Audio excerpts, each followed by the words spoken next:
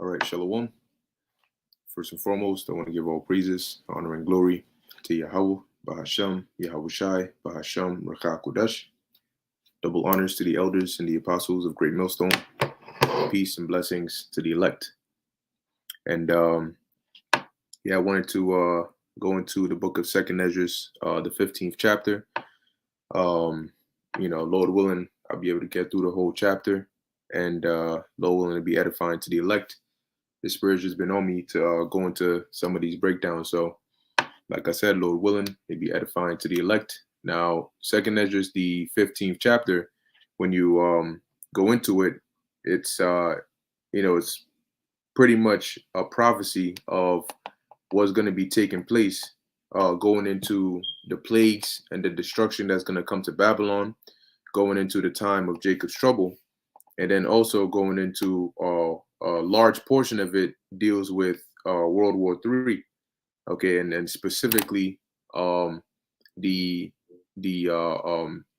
Arab nations, the Iranians, Babylon, and how they're going to be drawn into the war, and how they're going to cause major destruction. Okay, but it's it's written in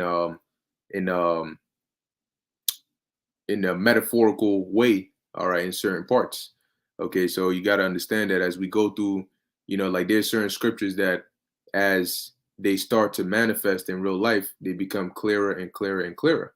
Like even some of the precepts in Second Ezra 16 and 15, as we start to see how these events, these current events are taking shape on the planet Earth, it makes those precepts clearer. As you can say, the words pop off the page, and you can then see the details of, oh, okay, so when it says he and they and them, it's talking about this specific country, it's talking about this specific event that they did, but overall we'll be able to get the main picture as to what's going to be going on.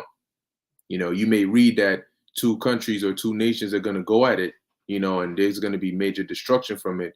But as it happens, you're going to be able to identify, oh, okay, it was this specific country and this specific country and this location doing this. Okay. But anyway, enough said, let's get into it. So this is the book of Second Esdras, chapter 15, verse 1. It says, behold, speak thou in the ears of my people. Behold, speak thou in the ears of my people the words of prophecy, which I will put in thy mouth, saith the Lord. And ultimately, as it was told Ezra, and is also applying to us, that's why we we go a lot into prophecy, which are the future things to come. Okay, we say the things that the Lord has revealed to us through the scriptures, right, by his Holy Spirit and his men, of the things that are yet to happen. Okay, it says, verse 2, cause them to be written in paper, for they are faithful and true. So we know that these words are going to happen according as they've been written, because though they were written by man, they were given from the Heavenly Father, by Hashem Yahushai, by Hashem Rakha Kodesh. All right, it says, fear not the imaginations against thee, let not the incredulity of them trouble thee that speak against thee. Now, when you look up the word, just look it up in the online etymology dictionary. When you look up the word incredulity, all right, it says here, incredulity, disbelieving frame of mind. Let me make sure. Cool. So it says disbelieving frame of mind, unbelief, unbelieving. Okay. So don't let their unbelief trouble thee, right? Trouble thee that speak against thee. people who come and they scoff and they say all manner of things, you know. Yeah, and they say all manner of things against you for speaking the truth. Don't let that trouble you. Whether they curse you out or mock you or make fun of you out of their disbelief. So what if they don't believe? They're going to be destroyed in their unbelief if they don't repent. So it says, for all the unfaithful shall die in their unfaithfulness. Yeah, so don't worry about them because they ain't going to make it anyway if they remain unfaithful. Behold, saith the Lord, I will bring plagues upon the world, the sword, famine, death, and destruction, which is the time that we're in now, where the Lord Yahweh, Bahashem Yahushai, is starting to bring these plagues, all right, upon the world, not just America, but the whole entire planet. Okay, as you're seeing sword, all right, going into different wars and weapons being used. You have swords on a high level, which are these high advanced military weapons, and then you also have guns and knives and all of these things. And when it's used on a lower level, you can see violence increasing. But even on a higher level, you can see what's going on with Russia and Ukraine, with Israel and Gaza and all that area constantly going at it. Right, it says famine, which we can see now in the major parts of the world. The famine is brewing, but there are other parts of the world that are already going through it, and they have been going through it for years. All right, it says death and destruction, for wickedness hath exceedingly polluted the whole earth, and their hurtful works are fulfilled. Yeah, so as you can see, everywhere you look, there's some level of unrighteousness against the laws of the Most High everywhere. Different parts of the world, and it has polluted and corrupted. Whatever was pure or whatever was even a tad bit righteous, even a decade ago. It's even worse now. How people dress, their morale, what things they think are okay. People fighting to so many different things. It says, and their hurtful works are fulfilled. So the time has now been accomplished, that the time they were given to do these wicked things is up, and now comes the judgment. Now they got to pay for it. Therefore thus saith the Lord, right? Because now their time is fulfilled, therefore saith the Lord, I will hold my tongue no more as touching their wickedness. Like they say, that's the last straw, right? It says, which they profanely commit, neither will I suffer them in those things in which they wickedly exercise themselves, right? The adultery, man becoming, the opposite of a man, and all these things that they accept and they try to force down your throats, they wickedly exercise themselves in it. Behold, the innocent and righteous blood crieth unto me, which are the elect, and the souls of the just complain continually, which we do, whether it's amongst ourselves, whether it's during a video, whether we're out, prophesying, we're constantly complaining to the Lord. Even when you just see something and you get vexed in the spirit, your spirit is complaining to the Lord. It says here, verse 9, and therefore, saith the Lord, I will surely avenge them and receive unto me all the innocent blood from among them. So when you read in Revelation, I believe it's 11 and 18, it talks about how the Lord has avenged the blood of the saints upon this place. All right, and of and the holy prophets. Okay, so the Lord is going to pay this place back. All right, for all the wickedness that they've done and all the innocent blood that they've shed. Behold, my people, which are Israelites, is led as a flock to the slaughter. And you constantly see that, whether it's through the system being set up for you to end up on the streets, for you to end up in a position where they can end up shooting you, whether it's a cop or whether it's them putting out these different influences to deceive our people and lead them into a destroyed state. It says, I will not suffer them now to dwell in the land of Egypt, which this land of Egypt is talking about America. All right, America is known spiritually as Sodom and Egypt, pursuant to Revelation chapter 11, verse 8. Okay, and you know that this is not talking about ancient Egypt, because at the time of Ezra receiving this vision, we had already been out of ancient Egypt. Okay, Ezra, we left Egypt, right, during the time of Moses and Aaron and all of them. We went into Israel, and at this point of Ezra, we had dwelt in Israel. We had passed the time of the judges. We had passed the time of Samuel. We had passed the time of Samson and Elijah. All right, we had passed the time where the northern kingdom got removed from their kingdom. Got taken over by the Assyrians, and now the Assyrians have gone down, and now the Babylonians have taken us over. So this is long after we had left ancient Egypt. So why is the Lord saying, I will not suffer them now to dwell in the land of Egypt? This is prophetic. It's talking about this time period that we're in. It says, but I will bring them with a mighty hand and a stretched out arm and smite. And that's when the Lord sends Yahushua back with the angels to deliver his elect and smite Egypt with plagues as before. So this modern day Egypt, which is America, is going to get hit with plagues as before, with the plagues that the Lord hit ancient Egypt with, and then some. It says, and will destroy all the land thereof. And we know that that didn't happen to ancient Egypt, but it will happen to this modern day Egypt, which is America, all right, or Babylon. And there's going to be all the land is going to be destroyed by thermonuclear missiles in World War III. Okay, and the destruction that the Lord is going to bring via the chariots. Verse 12, it says, Egypt shall mourn, and the foundation of it shall be smitten, right, with the plague and punishment that the power shall bring upon it. And that's what we're seeing right now. We're seeing that these Egyptians are mourning. They're complaining about inflation. They're complaining about gas prices. They're complaining about how they're losing their jobs and how things are getting worse. Violence and crime rates are going up, right? The foundation of it shall be smitten with the plague and punishment which the Most High shall bring upon it. And that's why they're talking about blackouts. The infrastructure is not good.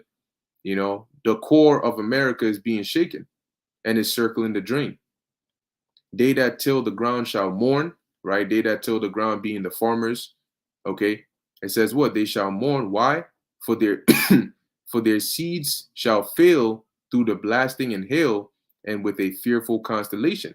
Because in order for you to plant and have you don't just put the seed in the ground and all of a sudden everything comes out perfect. Voila.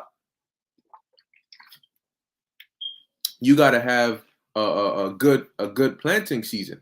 You got to have good weather, good rain, good all of that. You got to have fertilizer. You got to have all of these things. But now, the Lord is causing these these different natural disasters, bad weather, whether it's droughts or it's hurricanes or it's floods. All right, and that's messing up the ability for these farmers to be able to plant their crops properly. And on top of that, now you have this whole situation with Ukraine, and now farmers are saying it's costing them more to be able to plant, okay, and to be able to take care of their livestock. And so then that's going to roll on over to the consumers. So when the farmers or they that till the ground mourn, that means that they that consume those products are going to mourn even more. Verse 14, it says, woe to the world and them that dwell therein, for the sword and their destruction draweth nigh. And that's what we're seeing. It says, and one people shall stand up and fight against another, and swords in their hands. And this goes from a small level to a geopolitical level. But mainly you're going to have different groups, whether it's separation by race or by class or by political sides, whether you have people that are pro-abortion, anti-abortion, you have people that are Democrats, Republicans, you have people that are, all this different separation. All right. And you're going to have, like it says in Second Esdras, I believe is the 6th chapter, that then shall friends fight one against another like enemies. And swords in their hands is going into weapons, okay, that they're going to have. So when it gets bad out here in these streets, they're not going to be out here with just their fists. People are going to have guns. People are going to come out with bats, and chains and pipes. All right. Verse 16, for there shall be sedition among men. All right. And sedition is going into not necessarily sedition causes insurrection, but sedition is really talking against the authority to incite the feeling or spirit of insurrection in people. And that's what you're seeing now. You're seeing people doing TikTok videos, coming on different platforms, talking about how the Supreme Court, the government, they're ruining our lives, Biden and all of that. And there was actually a poll that said, I think it was 25% of Americans are willing to take up guns against the government. Okay.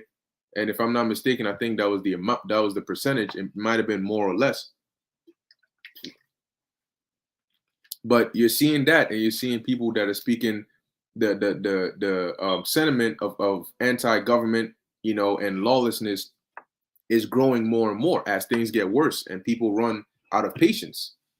It says, and invading one another, they shall not regard their kings nor princes. And you can get a perfect look at what's going on over there in Sri Lanka.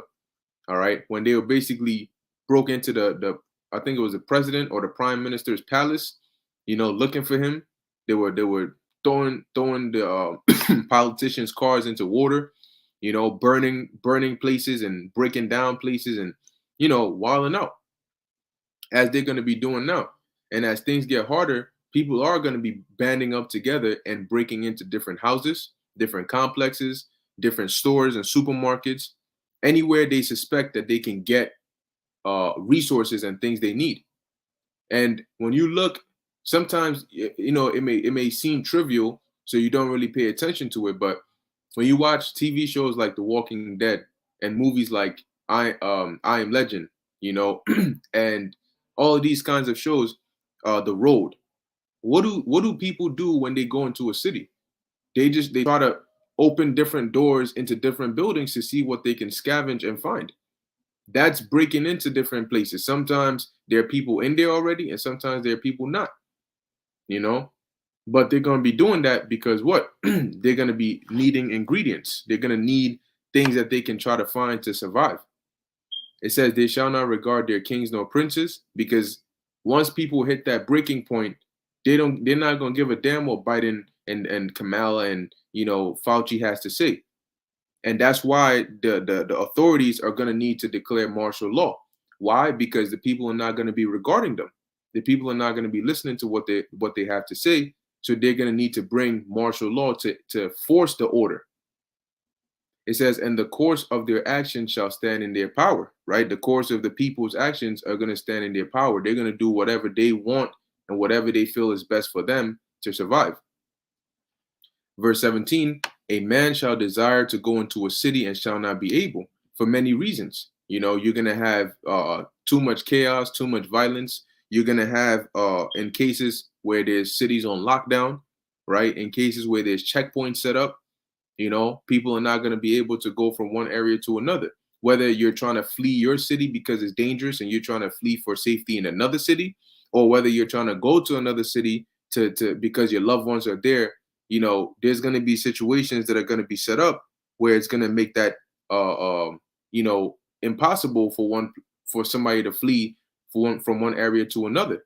Because when you look at the FEMA executive orders, they have access to railroads and highways and waterways and all of that.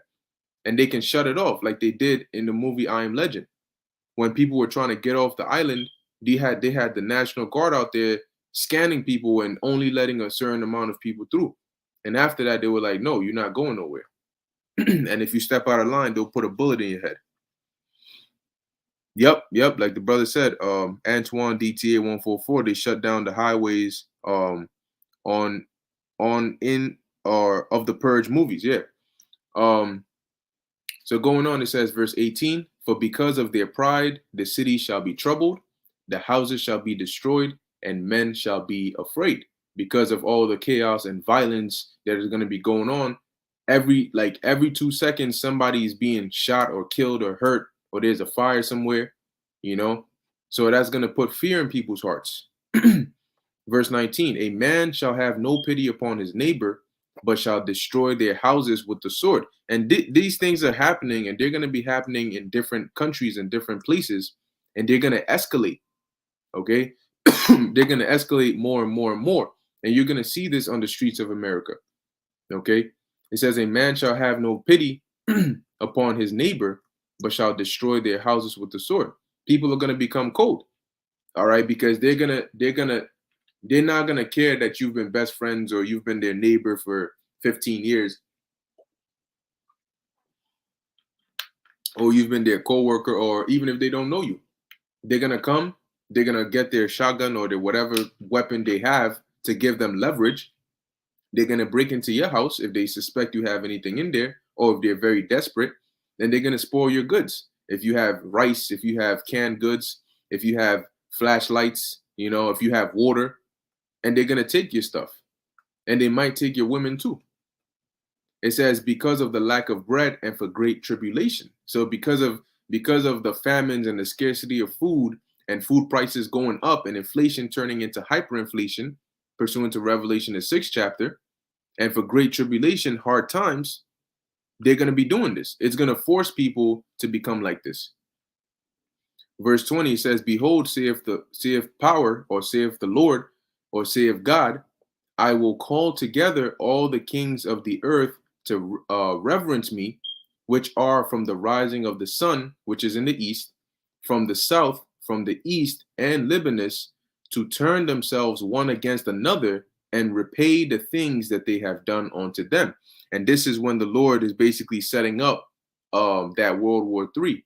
So he's going to call them together over there in the east, in the Middle East, and they're going to gather and they're going to fight against one another in that third world war. Okay, and that's how the Lord is going to judge them. Why? To repay the things they have done unto us.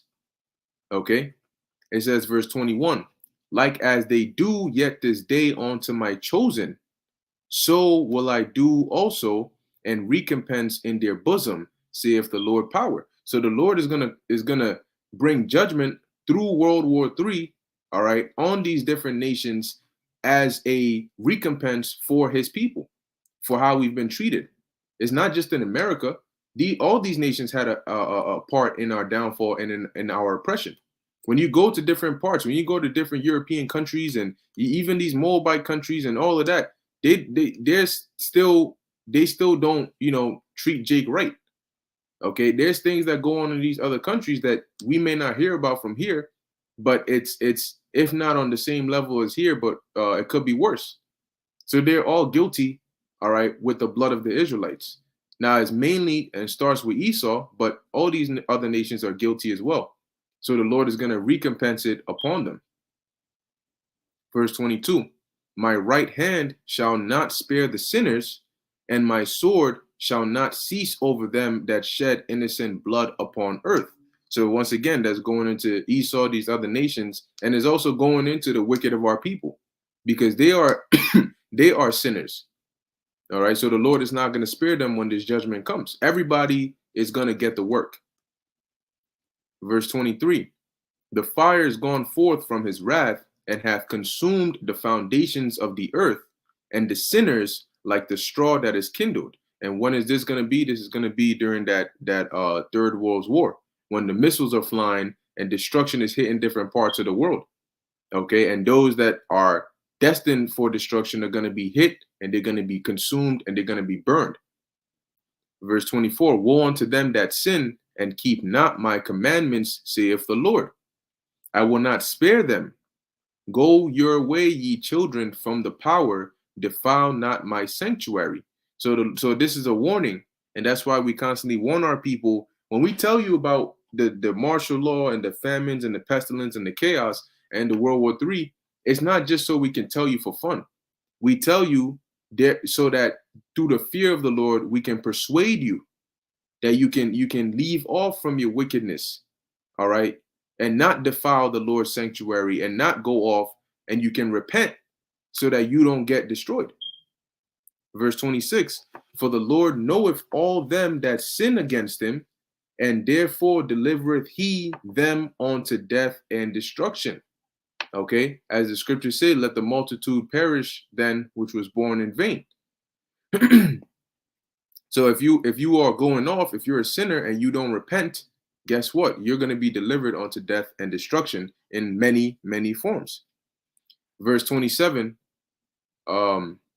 it says, "For now are the plagues come upon the whole earth, and ye shall remain in them.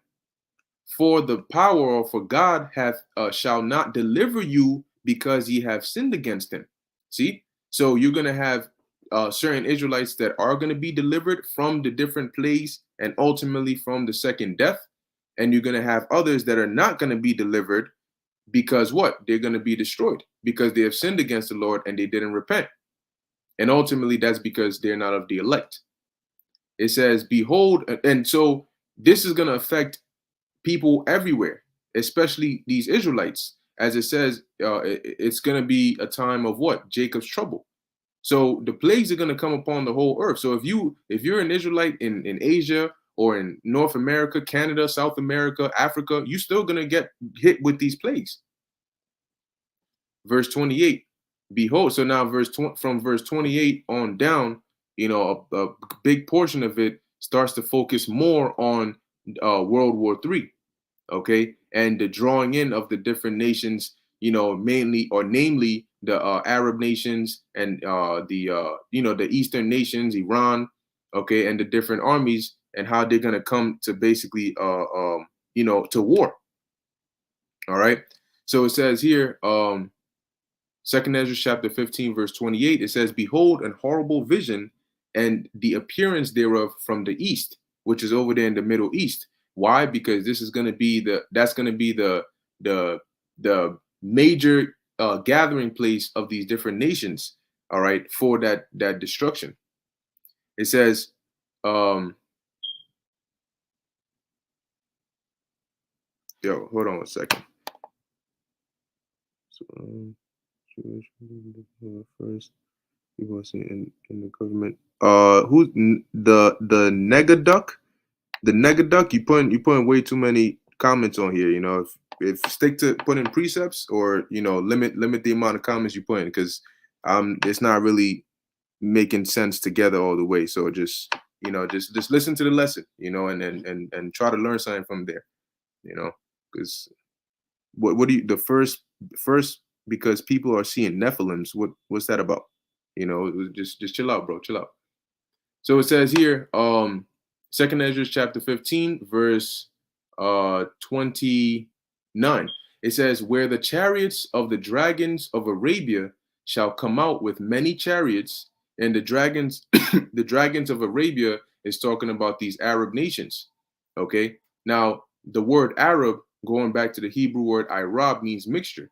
So the Arab nations are a mixture of different groups, different Arab groups, but they're gonna come together. Okay, as it says, with many chariots, which is going into their armies, and the multitude of them shall be carried as wind, or as the wind upon earth.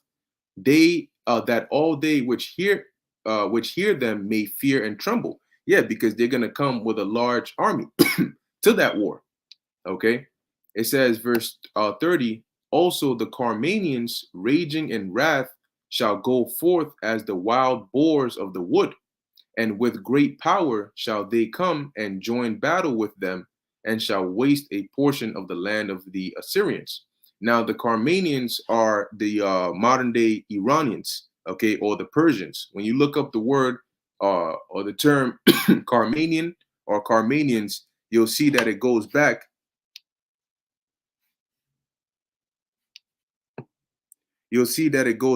to it goes into the Persians, okay, who are known today as the Iranians. So in verse 30, it's talking about how Iran is basically also going to be stirred up, as it says, raging in wrath.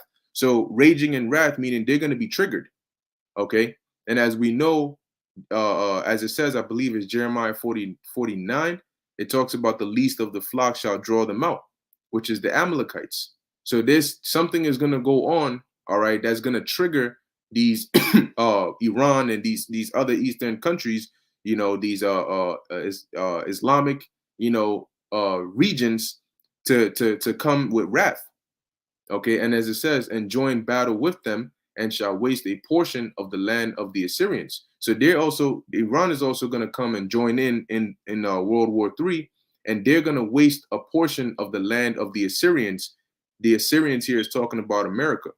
And how are they going to waste a portion of their land?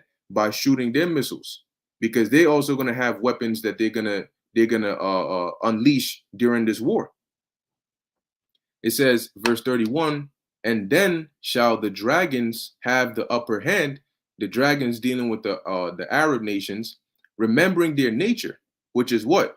To be wild, as it says in the book of Genesis, right? Ishmael is going to be a wild man.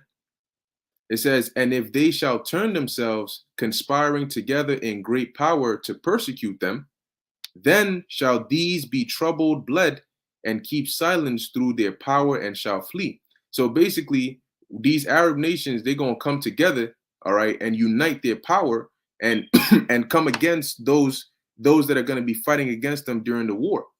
And when that happens, you're going to have different, as it says, then shall these be troubled. Now it says troubled, bled, but I think that's a typo right there, because when you look in your apocrypha, like I have the physical version of the apocrypha, the word bled is not in there. All right, so in essence, it's saying, then shall these be troubled and keep silence through their power, and shall flee.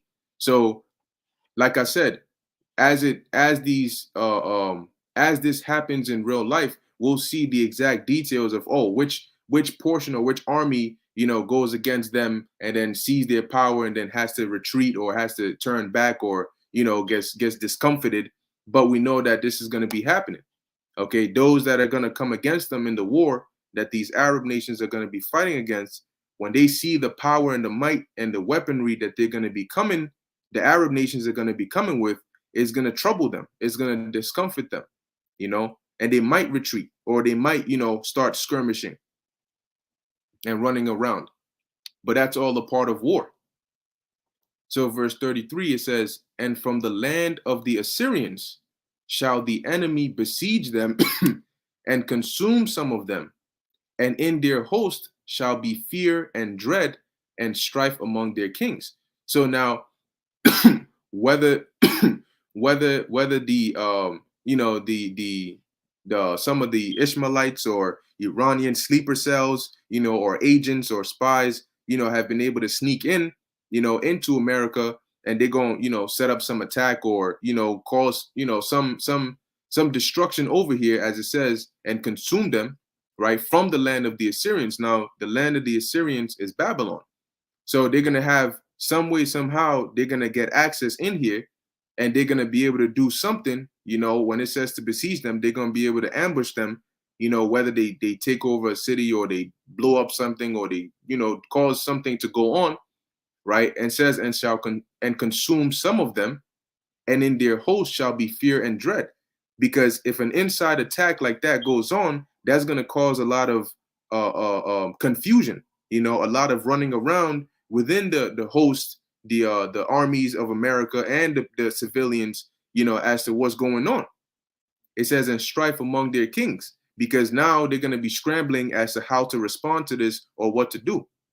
Now, how they're actually going to do it and what exactly they're going to do, whether they sneak sleeper cells in here or they find a way to get into the coasts of America and ambush them, however they're going to do it, we're going to see that, in detail when it actually happens.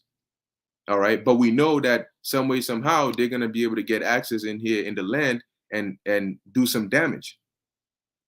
It says, verse 34, behold, clouds from the east and from the north onto the south, and they are very horrible to look upon, full of wrath and and storm. Now the clouds and storm is dealing with these different armies, okay, and it's speaking about it metaphorically, okay. So when it says clouds, so like a quick precept for that is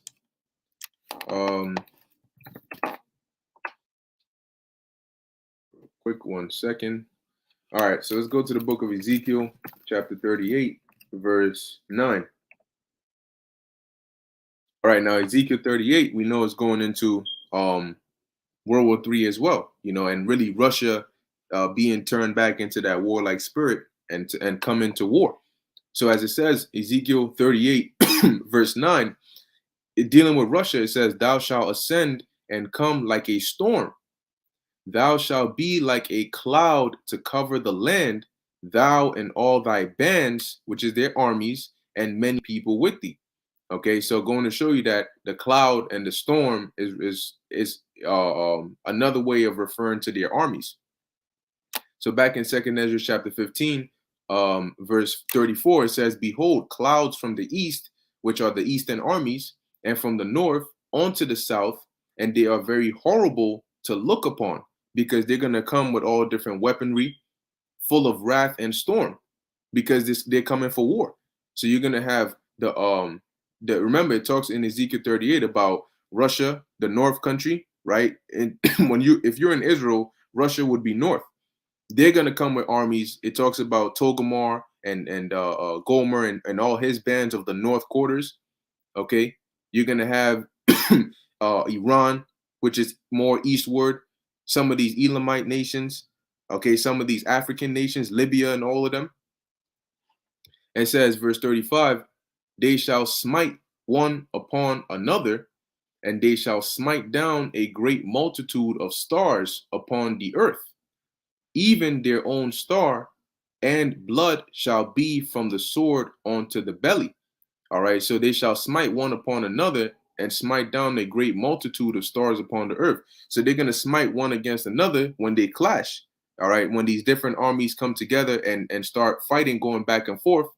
All right, "and shall smite down a great multitude of stars upon the earth," which is going into those different missiles that they're going to be shooting off. All right, one against another, hitting different parts of each other's lands. Okay, and that's going to bring forth great destruction. And now let's go to the book of Revelation, chapter 8, verse 10.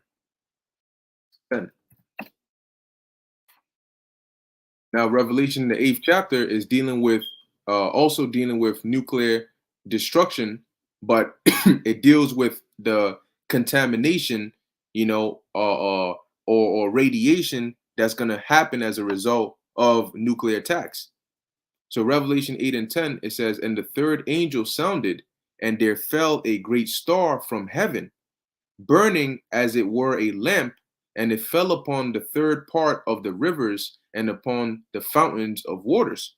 And this star is a missile, okay? And when it hit, it caused, since it's a nuclear missile, it caused radiation, which is why it talks about the waters became wormwood. They became contaminated and poisonous. Okay. So the star, when you go back to Second Esdras chapter 15, as it says, "And they shall smite down a great multitude of stars upon the earth," because when they engage in this war, eventually it's going to turn nuclear, where they're going to be shooting missiles one against another. It says, "Even their own star, and blood shall be from the sword onto the belly," which is just another way of saying that there's going to be a lot of death. Okay, a lot of dead bodies, a lot of destruction. It says, "And dung of men onto the camel's hoof." Now, the word dung, usually think of excretion, but dung can also be a pile. Okay, because you're gonna have a lot of dead bodies. Okay, it says here, and the camel's hoof, or hoo, is pretty much the back of a camel's knee, right? That hollow part in the back of your knee. Verse 37, it says, "And there shall be great fearfulness and trembling upon earth, and they that see the wrath shall be afraid, and trembling shall come upon them." Why? Because you're going to be having a lot of things going on at once. Of course, you're going to be having war taking place, but you're also going to be having chaos and different pestilences and people starving and violence and the different signs and disasters that the Lord is going to bring during the time of Jacob's trouble, up until Yahweh's return, which is also going to be another fearful sight. It says, and that's why it says, "And trembling shall come upon them." It even tells you, I believe it's either in the book of Luke 21 or in Matthew 24, it talks about men's hearts failing them for fear of the things that are coming upon the earth. Verse 38, "And then shall there come great storms from the south and from the north, and another part from the west." So that's going into the different armies. right? From the different nations, from the north, from the south, and from the west. Okay, and who would be the most west would be the American army. Okay, it says, and it tells you that, I believe, in the book of Joel, it tells you how the northern army is gonna remove and come over there to the east, to the region around Saudi Arabia and all of that. It says, verse 39, and strong winds shall arise from the east and shall open it, and cause the cloud which he raised up in wrath, and the star stirred to cause fear toward the east and west wind shall be destroyed, which is going into the different, you're going to have, as it says, the strong wind shall arise from the east. So you're going to have armies coming from the east and shall open it, and the cloud which he raised up in wrath. So they're going to come and join the war, and they're going to go against these different armies. Okay. It says, and like I said, the exact particular country that's gonna, pop up at what time in the war and come up against what other country in the war, we're gonna have to, see as it unfolds, and it's gonna be clearer. It's gonna link up, much clearer. Because when for those that are familiar with the breakdown of Daniel the 11th chapter, you notice there's a lot of pronouns, right? And one thing about the scriptures, like with scriptures like that, is it'll say, and he shall do this, and one shall come and overpass and come even to the fortress of him, and he shall overcome with the multitude, but it shall not prosper in his hand. And you're hearing that, and the reason you're able to piece it together is because it's now in the past. So you can go back and look at context and see, okay, who came where, and then you can say, oh, okay, so this was Antiochus did this, or this was Ptolemy did this, because in the actual event, Ptolemy was the one who came and did this. So when it says he shall come and do this, it's really referring to Ptolemy, or when he shall do this, it's really referring to this time period.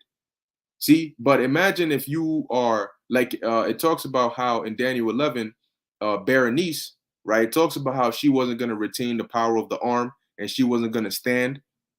Now, if you are looking at Daniel 11 before it happened, the best you will really get is that, okay, something is going to happen to her and she's going to die.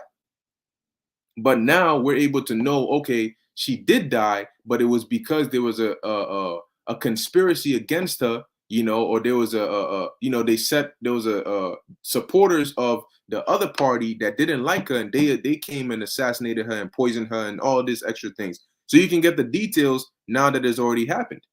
But before it happened, really the closest you'll get is, okay, overall, I see that something is going to happen to her where she's not going to be able to maintain the power that she got. So it's pretty much the same thing over here.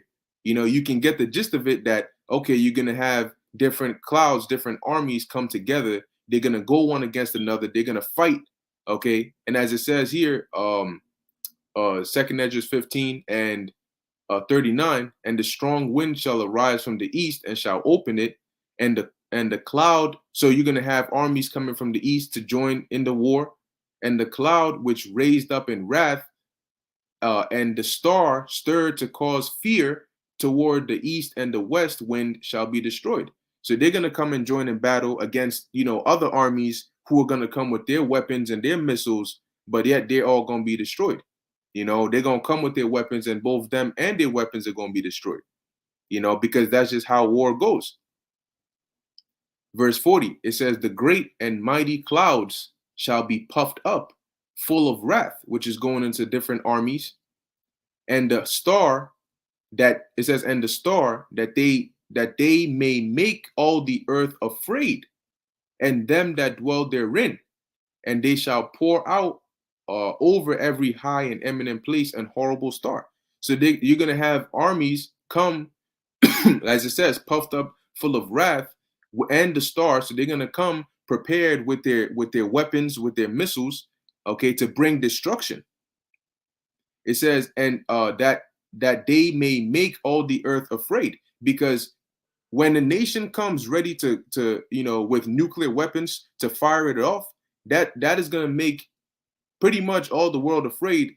That's why they have a term called MAD, MAD, which stands for mutually assured destruction, which means that if one nation starts a nuclear war, they consider that that will be that pretty much the end of everybody, because you ain't going to survive a nuclear war. So that's why it's going to be a mutually assured destruction, because you're going to shoot nuclear missiles, I'm going to shoot them back. We pretty much going to obliterate each other. Okay. So it says here, so a particular army is going to come with their weapons, and they're going, as it says, that they may make all the earth afraid, and them that dwell therein, and they shall pour out over every high place and eminent place an horrible star, which is going to be their missiles to bring that destruction. As it tells you, it says fire and hail and flying swords, which are what? Their missiles. It says, and many waters, which are going into their armies, that all fields may be full, and all rivers with the abundance of great waters. And I think it's in Job, it talks about how the enemies compassed about like a sudden breaking forth of waters. Isaiah 59:19 talks about the enemy coming in like a flood. Okay, so you're going to have armies coming with their missiles, with their weapons that are going to make others afraid, and then they're going to shoot their weapons, all right, as fire and hail and flying swords, and they're going to have their large armies, in the different areas that they're going up against. Verse 42, it says, and they shall break down the cities and walls, mountains and hills, trees of the wood and grass of the meadows, and their corn. And how are they going to do that? With those missiles, because they're not going to regard which part of your country is what. They're going to shoot those missiles on you if you are their target. Okay. Verse 43, it says, and they shall go steadfastly onto Babylon and make her afraid. How so? Because they're going to turn around and target Babylon. America is going to be a big target in World War III. All right, and they're going to make her afraid. How are they going to make her afraid? With their missiles, with their weapons. And they shall come to her and besiege her. The star and all the wrath shall they pour out upon her. Because what? They're going to shoot their missiles on her. Revelation, the 18th chapter, Revelation, the 17th chapter. And that's going to bring about great destruction. It says, because the most damage they can really do is by launching those missiles. That's why this place is going to be like a lake of fire. It says, then shall the dust and smoke go up onto the heaven, and all they that be about her shall bewail her. Okay, so the dust and the smoke is going to go up onto the heaven, which represents a mushroom cloud. And that's going to happen as a result of this place being hit by those attacks. Okay, it tells you that in the book of, what's that? Revelation, the 6th chapter. Let's see. And also, I believe Isaiah 14 also talks about the mushroom cloud. But where was it? Revelation 6 and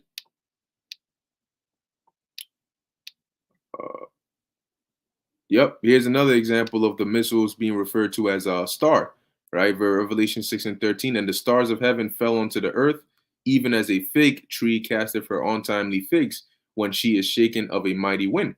Now, you can visually, right? Visually, when they're, like, for example, even a plane. If you look at a plane in the daytime and it's far away from you and it's flying somewhere, sometimes all you'll see is like a bright light, a bright dot, like a bright light off of that plane. You don't even see the body of the plane, because from the angle you're looking at it from, what you're seeing is the sunlight being reflected off of the shiny outside of the plane. So it really just looks like a bright dot, all right, which can also look like a star. Okay, so you can have, objects falling from the sky, and being that these men in this time didn't know of the terminology of nuclear missiles, they described it as best as they could. What does this look like to you? Now, verse 14, it says, and the heaven departed as a scroll when it is rolled together, and every mountain and island were moved out of their places. And this is what that mushroom cloud. So like the thumbnail of this lesson, you can see a picture of a mushroom cloud.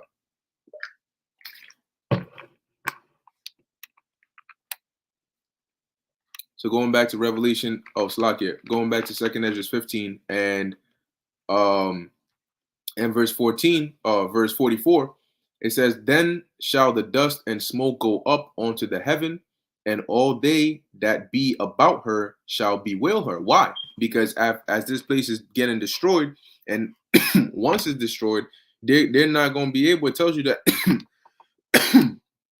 it tells you that in Revelation 18, they're not going to be able to make merchandise and be rich off of her anymore. Verse 45, "And they that remain under her shall do service unto them that have put her in fear." Yeah, so anybody that was on the part of Babylon after this place is getting taken out, and they start seeing the countries that are really doing damage to this place, they're gonna have to be under them, because whatever side, being America, that they were on is now becoming the losing side. It says, "And thou, and thou Asia, that are partaker of the hope of Babylon, and art the glory of her person." Now, Asia, going into these Asian countries, right? China, Japan, Korea. It says, "Are partaker of the hope of Babylon, and art the glory of her person." So they're basically partaking of the glamour of Babylon. How? By trying to become like Babylon, and in incorporating these American ways over there in their different lands. It says, "Woe be unto thee, thou wretch, because thou hast made thyself like unto her." Like unto who? Like unto America. They've been Americanized. It says, "And has decked thy daughters with whoredom, that they might please and glory in thy lovers, which have always desired to commit whoredom with thee." So, in essence, Moab is getting God on here because they adopted the ways of Babylon, which is a polluted way, which has then made them also polluted. That's why here they're referred to as a wretch. Now, I found some documents, or a document here, going into the Americanization of the East, of Eastern Asia. And I'm going to just read this real quick. But it says here, "Some years ago, in the Hayden of John King Fairbank, it was customary to think of change in East Asia, evidence of modernization, as a response to the West as westernization. Today, that view is considered ethnocentric, a failure to recognize the internal drive of Asian peoples to transform their cultures. A few of us have taken a step further and written of the Asianization of the West, or at least of America. Nonetheless, some of the changes in the way people of East Asia live today can be blamed on or credited to the United States, its image in their minds, and the role the United States has played in their lives." It says, "In the course of the last century, the United States had an impact on popular culture, education, religion, political, and economic thought and practices in most countries of East Asia. Contact between Asians and Americans changed the way the people of East Asia live, what they eat and drink, how they play and how they pray, how they are governed, and how they dream of being governed. This impact was determined by Asians who chose those elements of American culture that pleased them." Right? What did the scripture say? 2nd Esdras 15 and 47. "Woe be unto thee, thou wretch," talking about Asia, "because thou hast made thyself like unto her, like unto Babylon, and has decked thy daughters with whoredom," because of the influence of Babylon, "that they might please and glory in thy lovers." Okay, so who was one of their lovers? Babylon. That's why they try to be like them. And as we're reading here, it says that what they it says this impact was determined by agents who chose those elements of American culture that pleased them, often modifying them to suit local tastes and ultimately indigenizing them. Okay, so there you go. So verse 48, it says, Thou hast thou hast followed her that is hated in all her works and inventions. Therefore saith God. So because you adopted the ways of Babylon to become Americanized, including all her ways that made her hated, her wicked ways, therefore saith God, I will send plagues upon thee, widowhood, poverty, famine, sword, and pestilence, to waste thy houses with destruction and death. So over there, them Moabite countries and all of that in Asia, them Asian countries, they're also gonna get hit, and it's not gonna be just them, but here is focusing on them. Okay, so because of their since they wanted to partake in the glory of Babylon, they also going to partake in those likewise destructions and plagues that are going to come upon Babylon. They're also going to get hit. Verse 50, it says, and the glory of thy power shall be dried up as a flower, the heat shall arise that is sent over thee. So when the Lord brings destruction upon them, their glory, their the power, the mindset that they had is all going to be brought low. It says, thou shalt be weakened as a poor woman with stripes, and as one chastised with wounds, so that the mighty and lovers shall not be able to receive thee. So whatever glory or power or even ambition that they had, Moab had, in following the ways of Babylon, all of that is going to be brought down, and they're gonna because of the destruction the Lord is going to bring even upon them, they're also going to be brought low. Okay. It says, so they're not going to be able to be received as that power that they sought themselves to be.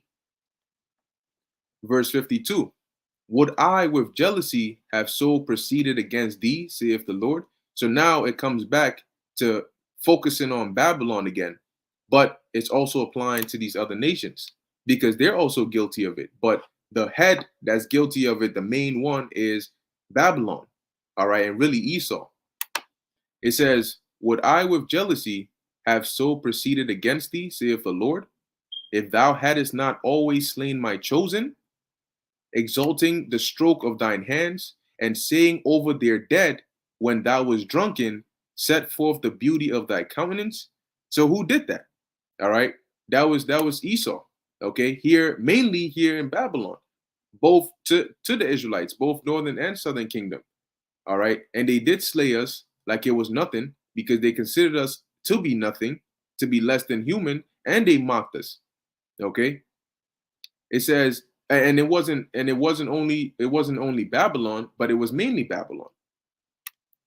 It says, the reward of thy whoredom shall be in thy bosom, therefore shalt thou receive recompense. So for the wickedness that they've done, the Lord is gonna pay them back for it. That's what recompense is. Like as thou hast done unto my chosen, saith the Lord, even so shall God do unto thee, and shall deliver thee into mischief. So what? Because they've not judged, but because of the things they did to us, the atrocities they committed against us, the Most High is going to what? He's going to deliver them into mischief as payback. And we can read about that in the book of Revelation. I believe it's 11 and 18. I mentioned it earlier, but let's go to it. So Revelation 11 and 18, it says, and the nations were angry, and thy wrath is come, and the time of the dead that they should be judged, and that thou shouldest give reward unto thy servants the prophets, and to the saints, and them that fear thy name, small and great, and shouldest destroy them which destroy the earth. That's a good one, but that's not the one I was looking for. Avenged you. I think it's Revelation 18. Might be 18 and 20. Yep. This is the book of Revelation, chapter 18, verse 20. It says, rejoice over her, thou heaven, and ye holy apostles and prophets, for God hath avenged you on her. Okay. And like it says, verse 21, and a mighty angel took up a stone like a great millstone and cast it into the sea, saying, thus with violence shall that great city Babylon be thrown down, and shall be found no more at all. Okay, why? Because they're gonna get recompensed, as we're reading in verse 56. They're gonna get recompensed for what they did to us. Verse 57, it says, thy children shall die of hunger, and thou shalt fall through the sword. Thy city shall be broken down, and all thine shall perish with the sword in the field, which is going to be the death and destruction that the Lord is going to plague this place with. Once again, as a recompense. Okay, so the time of judgment is going to be the time of everybody's judgment. These nations for what they did to us, the wicked of our people for not taking heed, and the elect of our people for taking heed. They're going to be judged in righteousness, meaning that they're going to be delivered and protected during these times. Verse 58, they that be in the mountains shall die of hunger.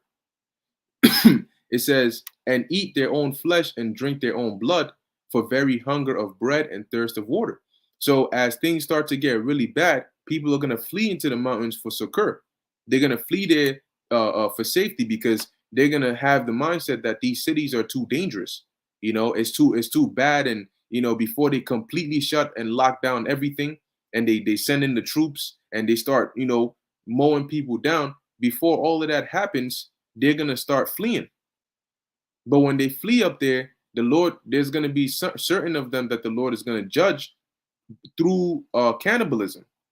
Okay, because eventually they're going to run out of food. Now the Lord can have it to where they might have, he might hit them with a Jerusalem style situation, where something happens to where the food that they might have had that could have lasted them a very long time, all of a sudden something happens where it gets diminished. Some event, some situation, something goes on where it gets wasted, and now they're left with very little. And then once they run out of that food, what's going to happen? And they can't get any more. They can't just restock. They can't go to 7-Eleven. What are they going to do? They're going to start to turn on each other, and they're going to start committing cannibalism. That's why it says they're going to eat their own flesh and drink their own blood, for very hunger of bread and thirst of water. Verse 59, it says, thou as unhappy shall come through the sea and receive plagues again. And when it says shall come through the sea, what it means is that they're already being in a miserable state because of all the things that we're reading of. They're still going to receive plagues again. Okay, so after going through all these things, you still going to get hit with even more plagues. And those plagues, as we're reading of, or as we read in the chapter earlier, are going to be the plagues that Egypt was hit with back then, right? I will smite Egypt again with plagues as before. Verse 60, it says, so pretty much there's going to be no room to breathe, all right, for this place. It says, and in the passage they shall rush on the idol city, and shall destroy some portion of thy land, and consume part of thy glory, and shall return to Babylon that was destroyed. So the nations, the enemies of Babylon are going to destroy a portion of this land and consume a part of her glory by what? By that destruction. As they shoot their missiles and they hit different parts of this place. And shall return to Babylon that was destroyed. Now, when it says return to Babylon that was destroyed, when you read in the other translations, what it's really saying is they're going to leave this place in ruins. Okay, as they're leaving, they're off of their destruction. They're going to leave this place in ruins. Okay. Verse 61, and thou shalt be cast down by them as stubble, and they shall be unto thee as fire. Because that's going to be the main way that these enemies, these nations, are going to be destroying and wasting when it says they shall waste a portion of thy land or a portion of Assyria, the main way they're going to be doing that is through their nuclear missiles, all right, through their hypersonic missiles, through their weaponry, because that's how they can reach America, all right, by the press of a button.